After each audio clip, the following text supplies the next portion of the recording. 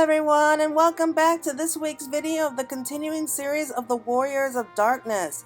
Just who are they and what led them down the path that brought them here to be remembered as villains of the world of Final Fantasy XIV. Now, this is part 4 of my series, so if you want to see part 1, which explains the Warriors of Darkness journey, and part 2, which was Lamette's story, or even part 3, which was Brandon's story, you can find the links down below in the description and also at the end of this video.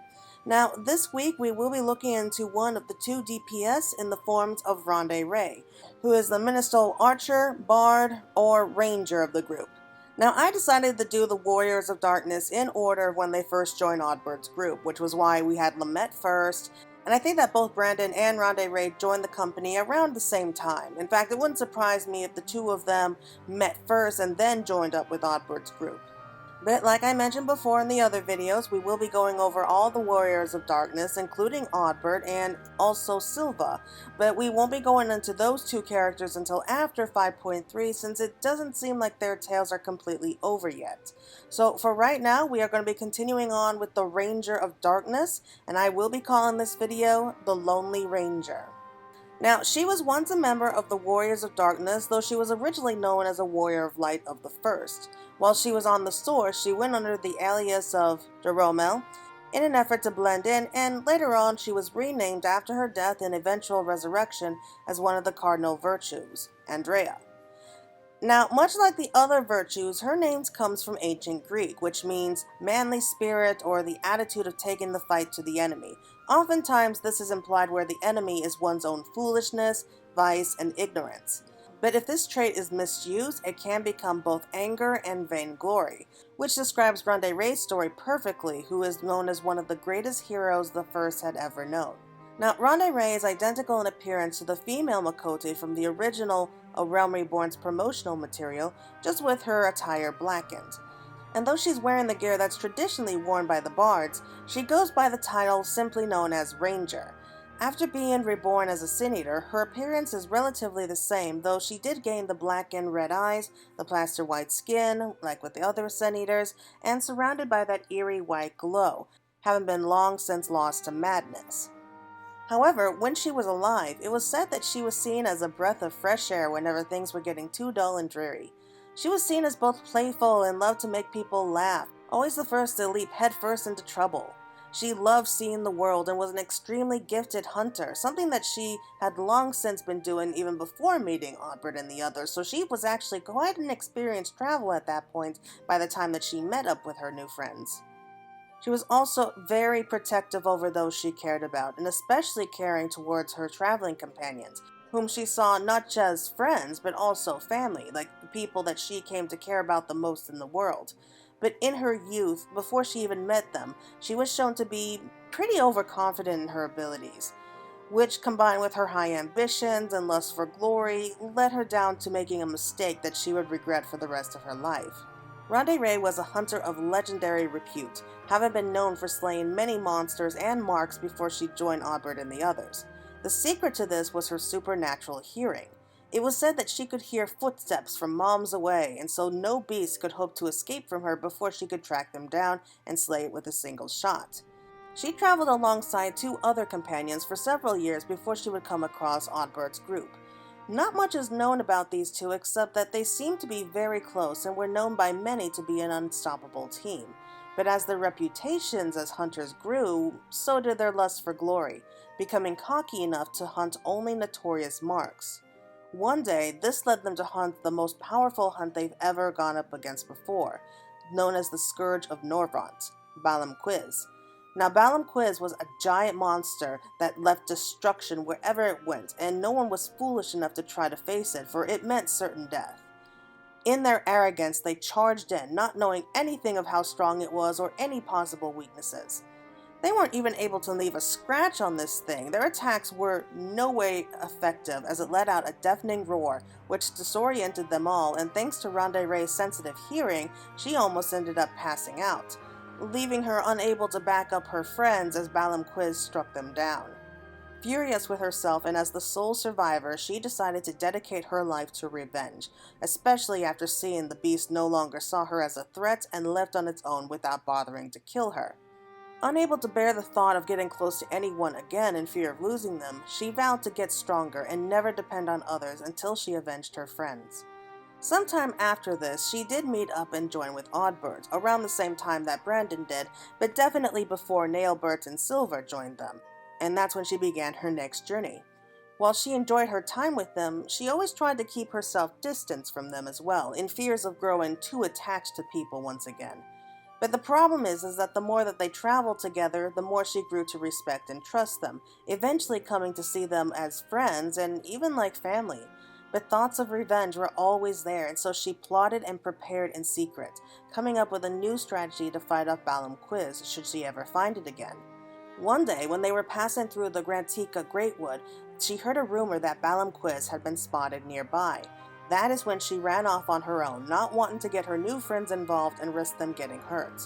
She confronted the monster underneath those trees, armed with nothing but a bow and specialized arrows that would disrupt its roar, and began to launch a series of attacks against it. She put up a good fight at first, but either she underestimated Balum Quiz again or also overestimated her abilities. She was once more immobilized when Balum Quiz struck her with a blast of lightning. Right where it looked like it was going to end for her, Oddbird and the others showed up to support her. Thanks to them, Rondae Ray was able to get back up and deal the killing blow and fell the beast while avenging her old friends all in one. After the battle, Oddbird scolded her for running off like that, while reminding her that they were friends and looking after each other was what they do. Because of her learning what humility was all about, she was then gifted a crystal of light, and from that point on vowed to always remember her friends as her new family, but never forget those she lost on her way to get this far. She continued to travel with them across the realm in aiding others and vanquishing evil, able to track the series of suffering from the Shadowkeeper. She did all in her power to help her friends during their struggles, wanting to repay them for the support of her in any way she could. Yet it seemed that her happiness would soon to be ripped from her once again. Their hunt for the Shadowkeeper came to a head when they found out that it was their own Silva, their own ally, who was responsible for so much suffering in Norvrant. It was their friend who had plotted all this without them knowing about it and was in league with the Ascians, who had orchestrated all of this, and they never noticed. They confronted her and she attacked them, leaving them no other choice but to stop her. But Oddbird, who could not bear to bring himself to deal the final blow, spared her life and instead decided that they would need to hunt down the Ascians Mitron and Lodrith, believing them to be the ones truly responsible. Unfortunately for them, though they won their battle against the Ascians, with it came the after effects of the beginning of the flood, where they realized too late what they had done. With nowhere else to turn, Elidibus appeared before them, seemingly forgiving them and killing his fellow Ascians, and offered them a chance to spare this world from being swallowed by the light, and allow them to all join with the life stream through a rejoining. To do this, though, they first had to sacrifice their living, breathing bodies and travel to the source, which they all did agree to in the end. Out of all of them, though, she seemed to be the one who was most hesitant about sacrificing her life. We learned that she was scared of the thought of leaving, but convinced herself that she wanted to help others, hoping that no matter how pointless it may seem, it would lead to something greater. She had learned her lesson and vowed never to close her heart to others and would stand by them no matter what happened. So, she allowed Oddbird to slay her with the others and joined them upon the first, where their new mission began, and she took up the title as a Warrior of Darkness. Their plan was simple: torment the beast tribes enough that they resort to summoning their gods and hasten the rejoining. To fit in with this new world, she took up the name of Drahumil, and she seemed to be probably one of the more ruthless ones of the group, for she was the one who almost killed Alize. After discovering that Alize was spying on them, they pursued her to Ishgard's borders, where she was finally shot with a poisoned arrow. And it was strongly suggested that without the Ishgardians' Chirurgeons, Alize would have died from that. This was confirmed later on when the Warrior of Light and Alphinaud confronted them in Zerfotol, where she was surprised to see Alphinaud there, having mistaken him for his sister but promised to shoot him as well. After facing against the Warrior of Light of the Source and the Scions, and thus losing to them, the Warriors of Darkness planned to use their crystals to escape before Urianger stepped in and revealed his true plan, to bring the Warriors of Darkness and the Warrior of Light together to offer onto Hydaelyn crystals to help restore some of her strength. This in turn released Minfilia and thus allowed her to return with them to the First, where she could halt the flood. Rondae Ray agreed to this and even sacrificed herself to give Menphilia the strength she needed to help in stopping the flood. She gave onto her what little strength she had left, and her spirit fades away there for the most part. At least until many years later when her body was discovered by Volfrey and resurrected as a Sin Eater, the cardinal virtue Andrea. As she did so in life, she continued her mission to hunt down powerful marks and slay them. The problem was that this time around, those that she killed turned into Sin Eaters afterwards, so she was doing as much harm as she was good as a Sin Eater.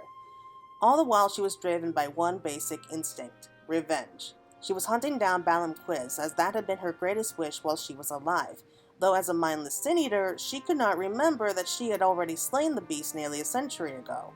After several years of this, she began killing hunters who came after her, and those that she killed were resurrected as Sin Eaters who would then join her, and it became clear that she was trying to recreate her old comrades, for they were the ones she treasured above all else.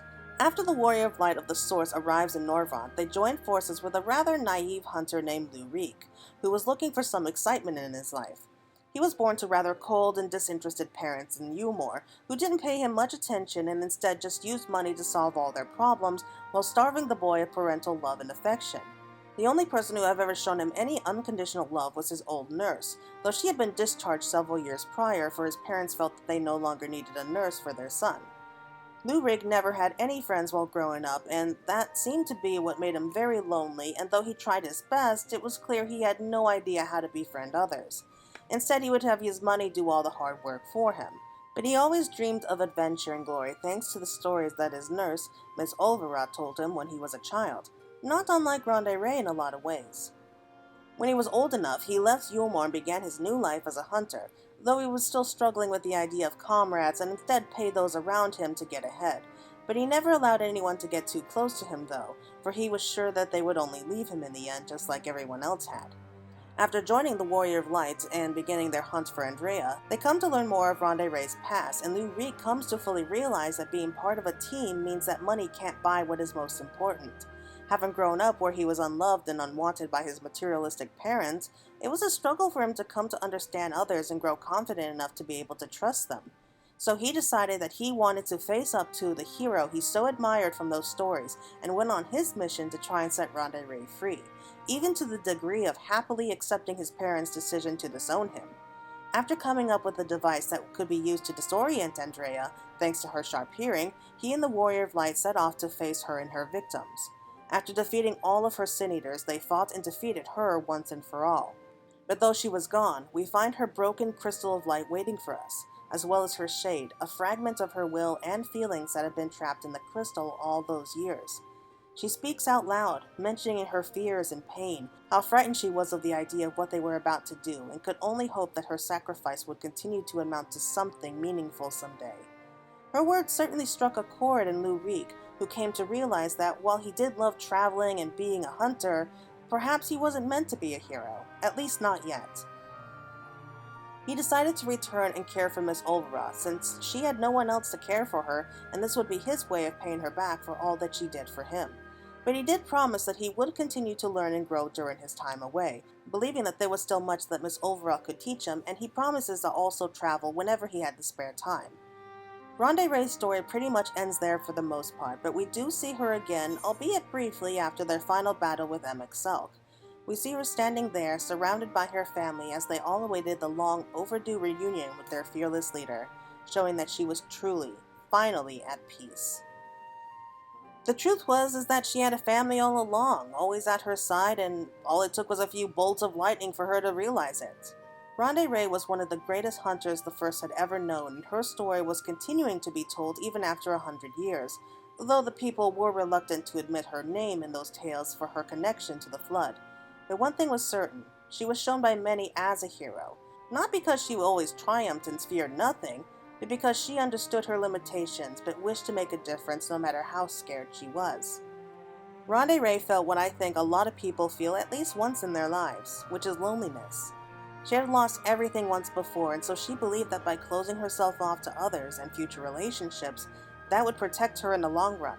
What she didn't realize was that she was actually hurting herself in the process, and that she should never turn away from those who truly care enough to break down the barriers that one built up around themselves. And that's it. Thank you all so much, everyone, for watching. This was part 4 of my Warriors of Darkness videos, and they are turning out great so far. Now, we have covered 3 of the first 4 Warriors of Darkness, with only Nailbert remaining. Again, I'll be keeping Oddbird and Silver Story on the back burner until after 5.3, but I do hope that you will be looking forward to next Tuesday on part 5 of our story. Normally, I would ask if you have a request to who you would like to see next, but I think that I've already spoiled it for you. Anyway, please let me know below what you thought of this video, and until next time everyone, this is Fantasy Girl signing out.